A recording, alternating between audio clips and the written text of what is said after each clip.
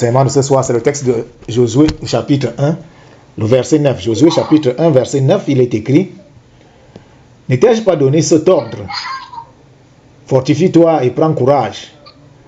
Ne t'effraie point et ne t'épouvante point, car l'Éternel ton Dieu est avec toi dans tout ce que tu entreprendras. Je vais reprendre encore le verset. Il nous dit bien que ne t'ai-je pas donné cet ordre? Fortifie-toi et prends courage. Ne t'effraie point et ne t'épouvante point, car l'Éternel ton Dieu est avec toi dans tout ce que tu entreprendras. C'est pour ça que le Seigneur, donc, à ce matin, justement, il nous a parlé de la hardiesse pour entrer dans les promesses. Et je disais donc d'abord que nous allons d'abord commencer par définir le mot hardiesse pour que nous tous nous comprenions exactement de quoi il s'agit. En réalité, la hardiesse désigne une qualité, la qualité d'une personne ou d'une action audacieuse. Donc, quand on dit que quelqu'un a de la hardiesse, c'est que cette personne a de l'audace. Cette personne est audacieuse. Cette personne est courageuse. Cette personne est, dans un autre langage, intrépide. Ça veut dire qu'elle peut être perçue positivement comme de la bravoure, mais parfois, ça peut être aussi perçu négativement comme ce qu'on appelle en français l'effronterie, c'est-à-dire une façon de vouloir affronter même ce qui n'est pas affrontable. Et le Seigneur nous dit donc en ce jour, il nous dit que c'est par la hardiesse qu'on entre dans les promesses. Donc, qu'est-ce que nous devons comprendre par là? Nous disons que le texte déjà de Josué, chapitre 1, le verset 9, nous le dit déjà d'abord à l'avance. Il nous donne même de comprendre tout parce que qu'est-ce que le Seigneur commence par dire? Il nous dit: ne t'ai-je pas donné cet ordre? Ça veut dire que c'est un ordre, ce n'est pas une demande, ce n'est pas une supplication, c'est un ordre que Dieu te donne. Il dit: ne t'ai-je pas donné cet ordre? Fortifie-toi et prends courage. Donc, ici, ce n'est pas une simple parole d'encouragement, c'est un décret divin prononcé à un moment de transition historique. Parce que lorsque le Seigneur dit ça à Josué, il le dit à quel moment? Moïse venait de mourir et Josué était en train de devenir le leader, celui qui devait conduire tout le peuple d'Israël. Or, être le leader, être celui qui conduit le peuple, ce n'est pas facile parce que en réalité, c'est tout un peuple qui va regarder à toi maintenant. Et c'est pour ça que le Seigneur commence par lui dire que pour faire ce que tu vas devoir faire là, il faut d'abord que tu te fortifies et que tu prennes courage. Tu ne dois pas avoir peur, ne t'effraie point et ne t'épouvante point. Bien.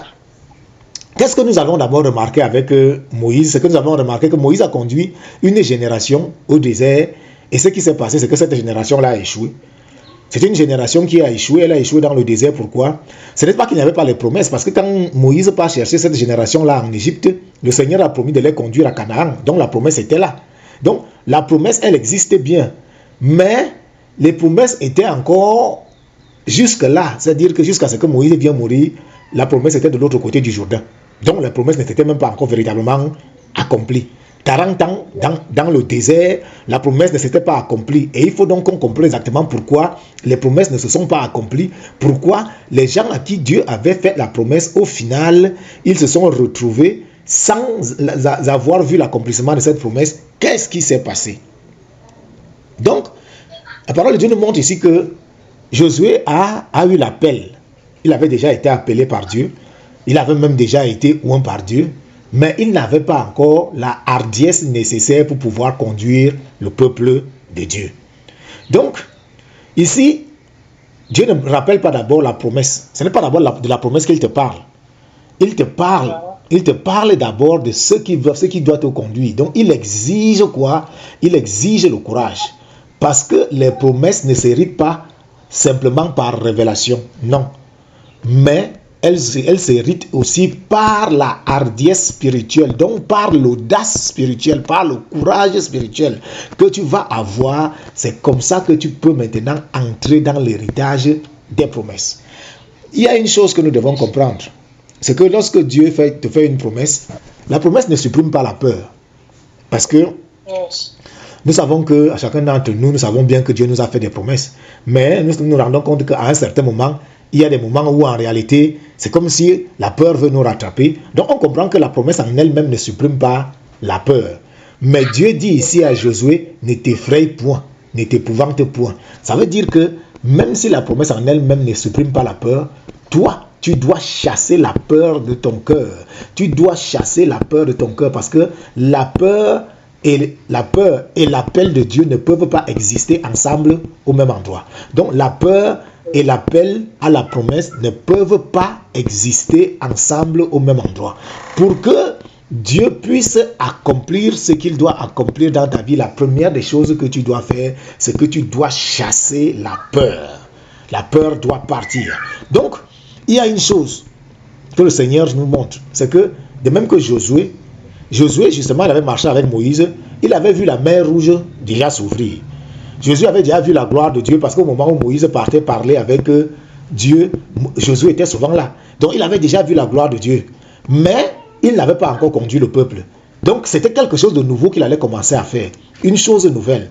Mais le Seigneur lui dit que ce n'est pas parce que tu vas entrer dans une chose nouvelle, ce n'est pas parce que tu vas commencer à faire une chose nouvelle que tu dois en avoir peur. Parce que la peur et l'appel de la promesse ne vont pas ensemble. Lorsque on doit entrer dans la promesse, la première chose que Dieu nous demande ici et qu'il nous exige ici, c'est prends la peur, tu mets de côté. Donc, la peur n'est pas le signe que Dieu n'est pas avec toi. Donc, parfois, quand tu ressens la peur là, quand tu peux ressentir la peur, c'est que ça ne veut pas dire que Dieu n'est pas avec toi. Mais elle est souvent plutôt le signe que tu es sur le point d'entrer dans un nouveau niveau. C'est-à-dire que quand Dieu veut déjà t'élever et qu'il veut t'amener à un autre niveau, il y a toujours cette petite sorte de peur là, cette petite sorte d'inquiétude. Comment est-ce que ça va se faire? Comment est-ce que ce sera là-bas? Donc, il faut comprendre que chaque fois que Dieu veut t'amener à un certain niveau, il y a toujours une petite peur. Parce que c'est quelque chose de nouveau. C'est quelque chose que tu ne maîtrises pas encore. Et tu te poses la question de savoir comment ça va se passer. Mais il y a quelque chose que le Seigneur nous dit aussi. C'est que le diable n'attaque pas ce qui est vide. Donc, si tu vois le diable s'attaquer, s'élever pour s'attaquer à toi, c'est que forcément, il y a quelque chose en toi. Quelque chose qu'il a vu, quelque chose qui le dérange. Parce qu'il n'attaque pas les tonneaux vides. Il n'attaque que des personnes qui il estime qu'ils ont la lumière de l'Éternel, ceux qui sont bénis par l'Éternel. C'est là qu'il vient attaquer. Quand il estime que tu as un tonneau vide, il ne t'attaque pas.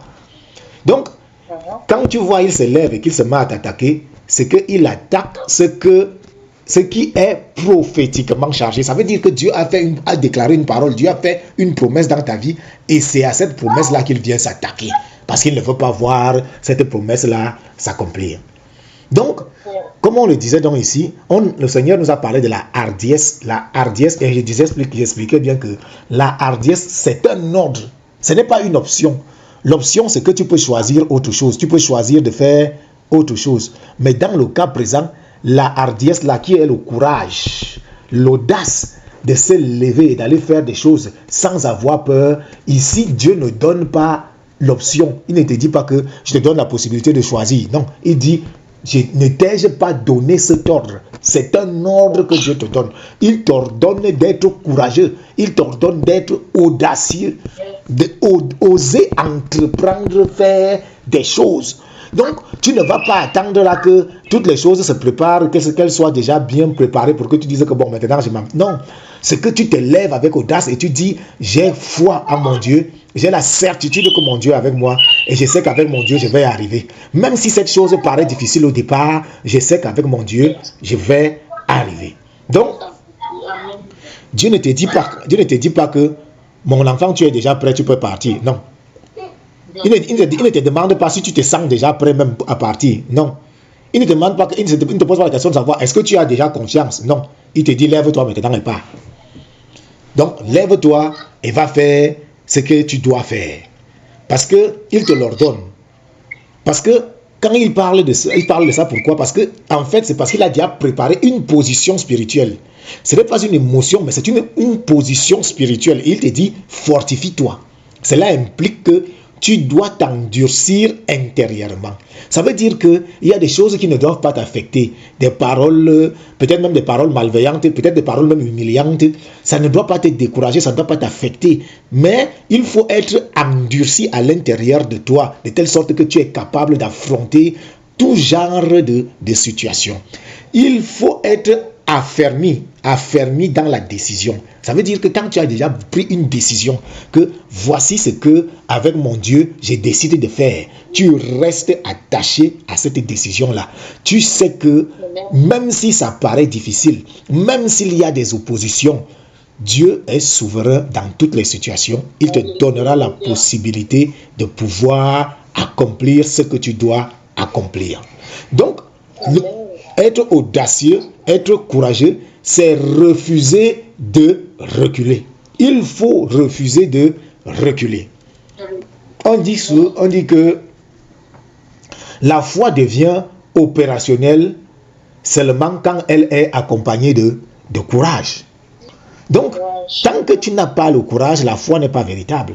Mais il faut qu'il y ait du courage en toi pour que la foi devienne véritable. Et j'ai souvent enseigné, j'ai souvent expliqué ça, que le Seigneur nous a enseigné que le courageux, ce n'est pas quelqu'un qui n'a pas peur à la base. Non. Le courageux, c'est quelqu'un qui, à un petit moment, peut ressentir de la peur, mais qui arrive toujours à dominer sur la peur pour aller accomplir ce qu'il doit accomplir. C'est ça, être courageux. C'est ça, être courageux. Donc le Seigneur te dit que tu dois dominer sur les émotions, tu dois dominer sur la peur, tu dois dominer sur tout ce qui peut essayer de nuire à ta stabilité, tout ce qui peut essayer de t'empêcher d'avancer pour accomplir ce que Dieu a préparé d'avance. Donc il y a beaucoup de personnes croient en Dieu. Donc beaucoup de personnes croient en Dieu, mais peu de personnes osent agir selon ce qu'ils croient.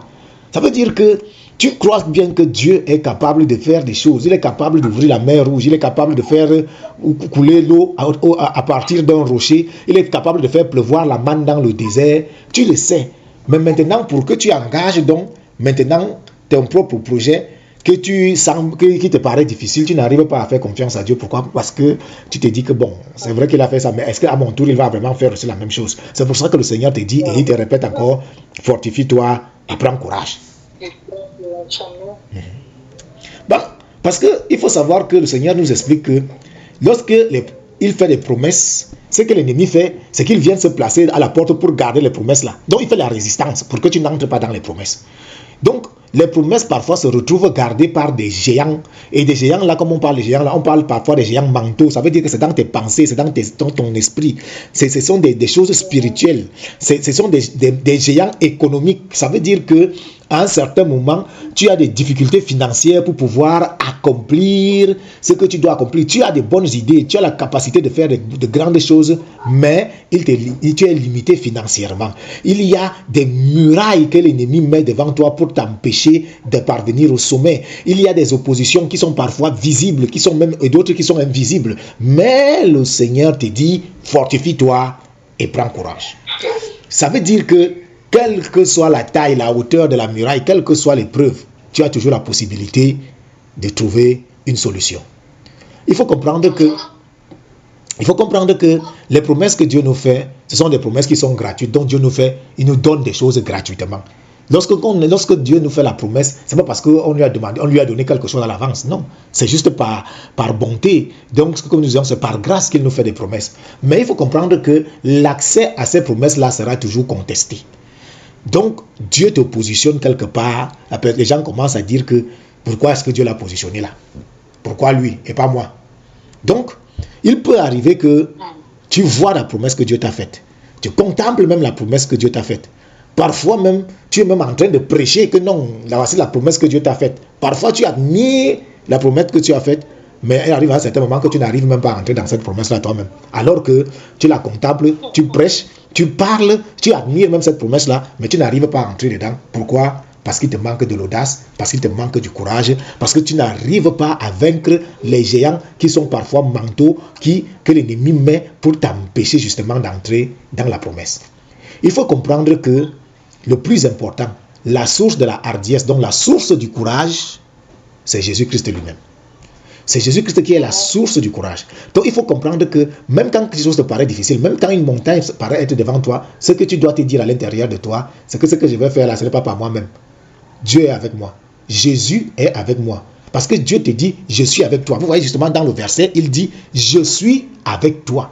Comme il dit, je suis avec toi. Le Dieu vivant est avec toi, le plus puissant, le maître de l'univers, le créateur de toutes choses. Il dit qu'il est avec toi. En réalité, pourquoi tu as encore peur? Donc, il faut être courageux. Il faut avoir du courage de se lever. Il faut avoir le courage d'avancer parce que nous savons quoi? C'est que Dieu a dit. Dieu a dit, je suis avec toi. Et en cette année, Dieu a dit qu'il va positionner, il va nous donner un accès, un positionnement, un accès des choses divines. Donc il va nous positionner. Et pour accéder à ces choses, il va falloir se lever, il va falloir se battre. Il va falloir se battre. Et il va falloir s'affirmer. S'affirmer. Être maintenu dans la position, dans la décision que voici ce que avec mon Père j'ai décidé que ce sera comme ça et j'ai la certitude que ça va se passer comme ça. Donc c'est dans la proclamation, dans l'affermissement que ces choses-là vont s'accomplir. Donc il ne s'agit pas ici là seulement d'avoir de l'estime de ta propre personne, non. Mais il s'agit ici d'avoir la conscience de la présence divine dans ta vie. Il faut avoir la conscience du fait que Dieu est avec toi dans tout ce que tu fais. Lorsque tu vois Josué entre à Canaan, il n'a pas une armée qui est très expérimentée dans la guerre. Ils ne connaissent même pas la guerre puisqu'ils sont encore des jeunes. Donc, il n'est pas le plus grand, il n'a pas de stratégie humaine trop avancée comme non, on va faire ceci, on va faire cela. Mais il a quelque chose de plus important. Quelque chose de plus important, c'est que Dieu marche devant lui. Dieu marche avec lui. La parole de Dieu nous montre bien qu'on dit bien que et il vit l'ange de l'Éternel placer l'épée nue à la main. Ça veut dire qu'il a vu Dieu lui-même marcher devant lui, l'épée à la main pour combattre pour lui. Donc, il faut comprendre que on a vu quelque chose. Dans le peuple d'Israël, dans le désert, avait reçu la promesse de Dieu. Ils voyaient la manne tomber du ciel. Ils avaient vu les miracles. Mais il les a manqué du courage. Et à cause du courage qu'il les a manqué, Dieu a dit, je vais faire que cette génération-ci là passe. Et c'est l'autre génération qui va entrer finalement dans la promesse. Mais nous déclarons au nom de Jésus que nous ne serons pas comme cela. Nous, on va se remplir du courage pour que, en réalité, nous puissions entrer véritablement dans les promesses qui nous ont été faites. Notre temps ne passera pas. Nous allons vivre les promesses que Dieu nous a faites. Nous allons les vivre. Nous allons pouvoir en profiter, bénéficier chaque jour. Nous ne serons pas de ceux qui sont morts en contemplant les promesses de loin. Nous serons ceux qui vont vivre les promesses de Dieu chaque jour au quotidien en disant que Seigneur, merci parce que tu nous donnes de vivre tes promesses chaque jour. Et la promesse s'accomplit en Jésus-Christ. Jésus-Christ est notre Père. Il est celui qui nous a accompli dans la promesse. Et parce que Jésus-Christ a tout accompli, nous avons la certitude que par Jésus-Christ, on peut tout accomplir. Père nous a dit à la base qu'on ne peut rien faire sans lui. Donc, attachons-nous à la promesse véritable, Jésus-Christ, et attachons-nous à l'accomplissement de la promesse qui est encore Jésus-Christ. Donc, on sait que nous n'avons rien à craindre tant que nous sommes avec notre Père, notre Seigneur, Jésus-Christ de Nazareth. Alléluia.